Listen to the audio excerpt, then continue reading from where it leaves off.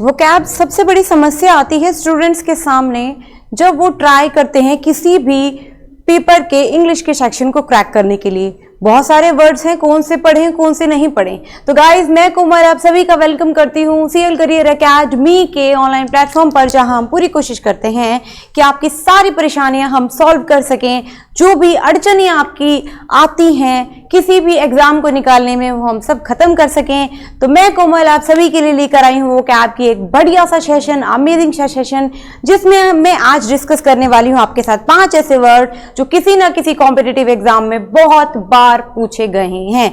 ये वर्ड्स सब previous year से लिए गए हैं। मैंने एग्जाम चूज किए हैं CGL, CHSL, banking, NDA, defence, इस टाइप के सारे एग्जाम्स के वर्ड्स मैं आज आपको पढ़ाने वाली हूँ।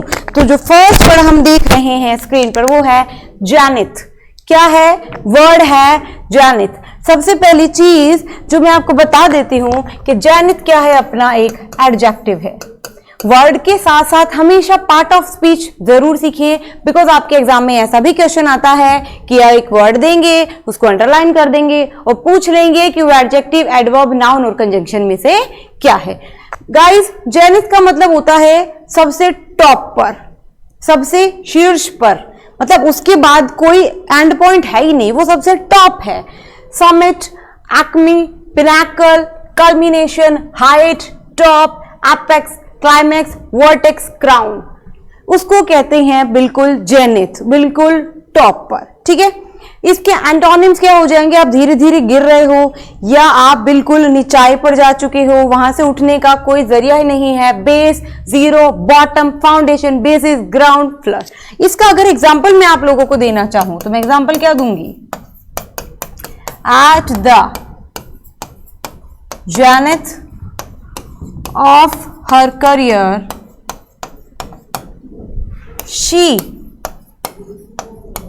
decided to resign. At the zenith of her career, she decided to resign. अपनी करियर के शीर्षतम स्तर पर पहुंचने के बाद उसने डिसाइड किया कि उसको रिजाइन करना है।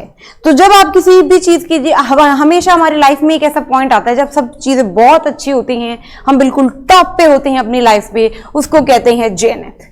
ठीक है, या कोई पहाड़ है उसके, जैसे ये एक माउंटेन है, इसकी ये वाला जो हिस्सा है इसको क्या कहेंगे? जेनिथ।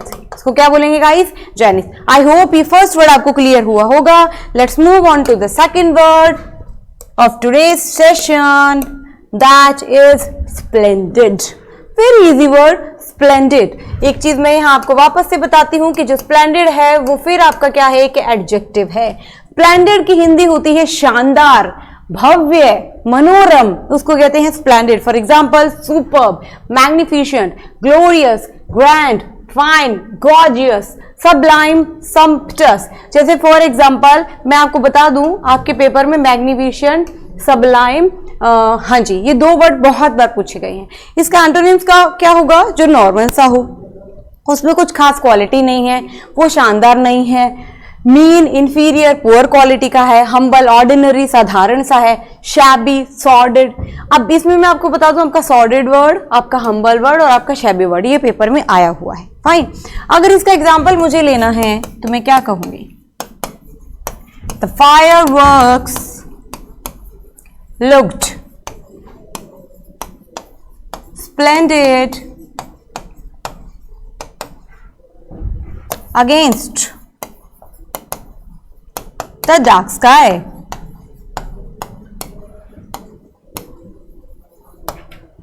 जो फायरवर्क्स थे, जो आसमान में चलाए जाने वाले पटाखे थे, वो डार्क स्काई के में बहुत शानदार दिखे। पूरा जो आसमान था वो अंधकार से भरा था, पूरी काली रात हो रही थी और उसमें फायरवर्क्स, पटाखे चल रहे थे, वो बहुत ही शानदार लग रहे थे।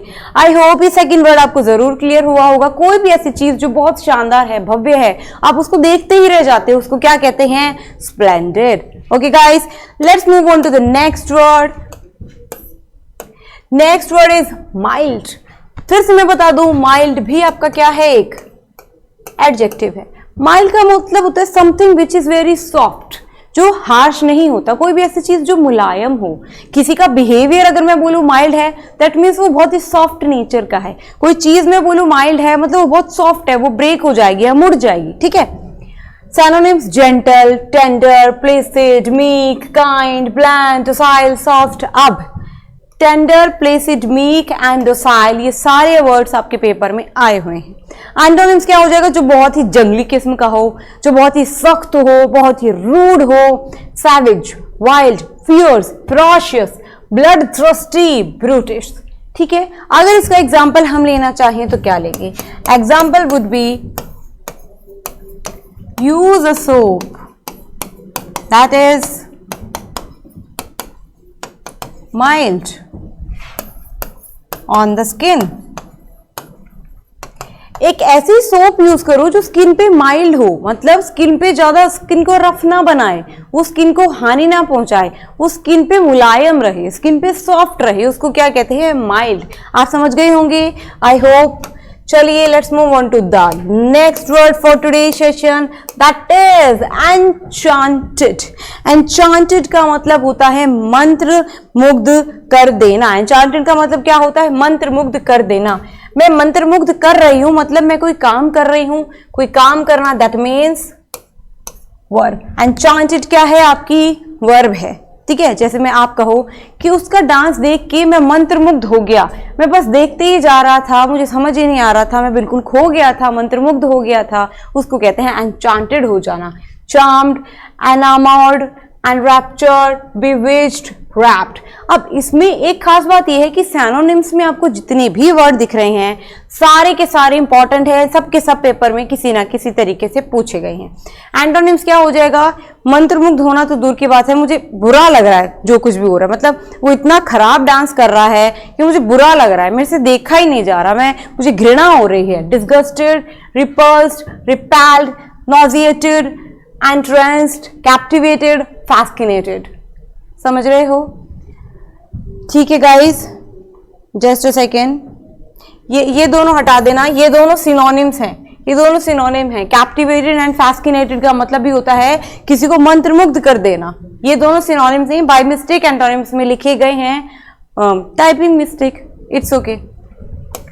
इसका एग्जाम्पल अगर मैं लेना चाहूं तो मैं क्या लूंगी? We were enchanted to the mantras of the saint। मैं आपको बता दूं, सेंट का मतलब होता है साधु या संत। हम बहुत ही मंत्र मुग्ध हो गए थे साधु के मंत्रों को सुनकर। तो आई होप ये बहुत इजी सा लेकिन मजेदार सा वर्ड आपको जरूर समझ में आ गया होगा। Last word of today's short session is cruelty. Cruelty का मतलब होता है निर्दयता। अगर कोई हिंसक हो, बहुत ही निर्दय हो, बहुत ही र्यूड हो, बहुत ही अक्खड़ स्वभाव का हो, उसको क्या कहते हैं? क्रूएल्टी। क्रूएल्टी आपका क्या है गाइस? एक नाउन है। सिनोनिम्स बारबैरिटी, सवेजरी, अप्रेशन, टायरनी, मैलिग्नेंसी, इन सब का वर्ड मतलब क्या होता है? जब कोई भी व्यक्ति बहुत निर्दयी किस्म का होता है, बहुत हिंसक किस्म का होता है, उसको बिल्कुल दया भाव नहीं है उसके मन में, उनको बारबैरिटी, सवेजरी ये सारी चीजें कहती हैं। इनका एंटोनिम्स क्या हो जाएगा? जो बहुत ही दया का भाव है, जो बहुत ही सॉफ्ट नेचर का है। टेंडरनेस, पिटी, कंपैशन, बेनेवोलेंस, ह्यूमैनिटी, मर्सी। इसका एग्जाम्पल हम लेंगे cruelty towards children will not be tolerated in the school। Cruelty towards children will not be tolerated in the school. School में बच्चों के खिलाफ अगर किसी ने थोड़ी सी भी क्रूएलिटी, क्रूरता, निर्दयता दिखाई तो उसको बर्दाश्त नहीं किया जाएगा। गाइस ये थे आज के 5 वर्ड जो आपके कॉम्पिटिटिव एग्जाम से ही मैंने उठाए हैं। ऐसा नहीं है कि जनरली किसी बुक से उठा ली और आपको पढ़ा दिए। अगर आपको वीडियो अच्छी लगी है तो आपको कुछ नहीं करना है, लाइक शेयर सब्सक्राइब जो भी आपको इनमें से अच्छा लगे आप कर लीजिए, बिकॉज ऐसी बहुत सारी वीडियोस आपको आगे भी मिलने वाली हैं। Thanks for watching, bye bye, take care.